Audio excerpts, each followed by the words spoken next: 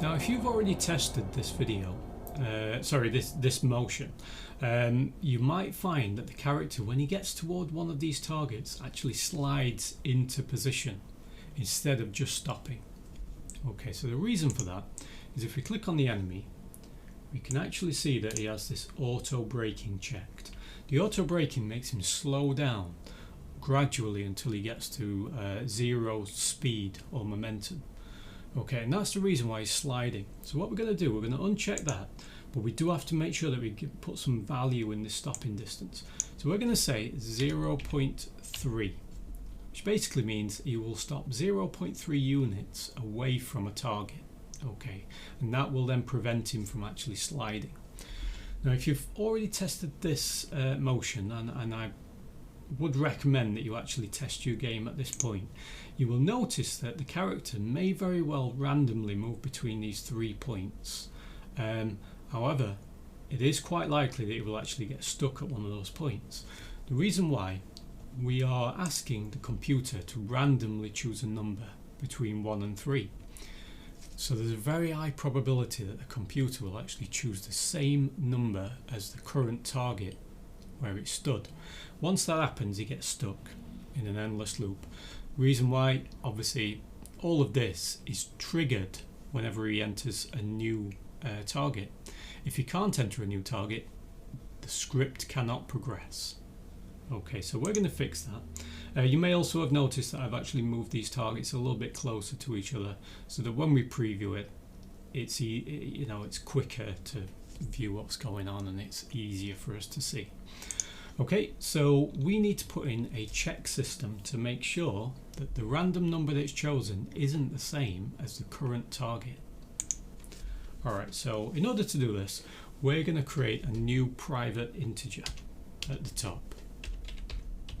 Private type integer, we're going to call it last target. And the initial target is 1, so let's put that as its value. Okay, so we know that it's going to target point 1 to begin with, so that his last target is technically 1 to begin with. Alright, so under start, we are now going to ensure that we say last target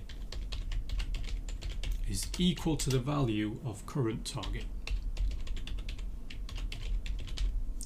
That's just in case if for some reason as a developer you choose to change the current target to something other than 1, the last target will equal whatever you've changed it to.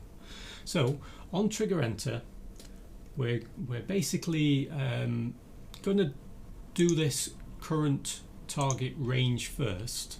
Okay, then we're going to ask it a question. So if current target is equal to the value of, so the 2 equal signs, last target. So imagine this this first one is set at 1. So if the random range comes out with 1 again, this is going to check that, and then what we need to tell it is to try again. Try again. Okay, and we're going to create this function shortly. And then we're going to say else, which basically means as long as the current target is different from the last target, then we are going to start the coroutine. Okay, so we're just going to grab that. I'm going to go edit and cut. Okay, within here I'm going to go edit and paste. So just make sure that that is within that else portion. I can get rid of this move to target now, so I'm just going to get rid of all those blank spaces. Okay, so now it will come up with a number. It's either the same number as the last target, whereby it will have to come up with a new number, or if it's a different number, it will go straight to this waiting state. Okay, so let's now set up this try again.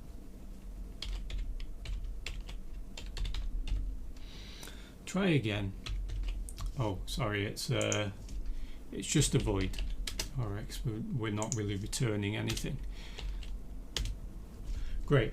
So within this try again, we're going to say if last target is equal to 1,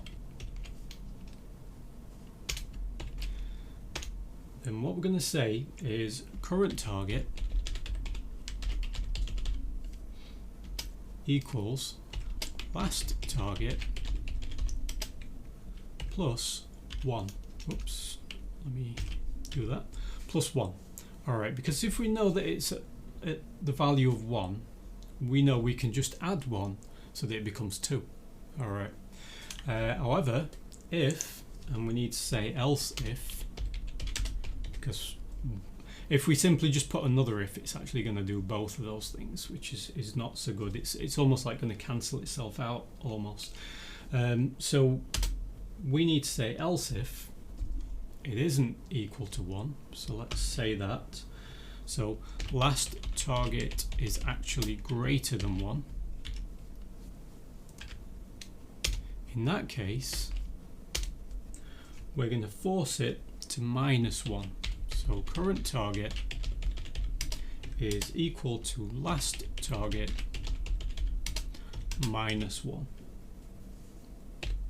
Okay, so what we're doing there is we are forcefully making it change its number. Okay, but without it having to randomly come up with a new number, because there's a very high likelihood it's going to choose that same number again.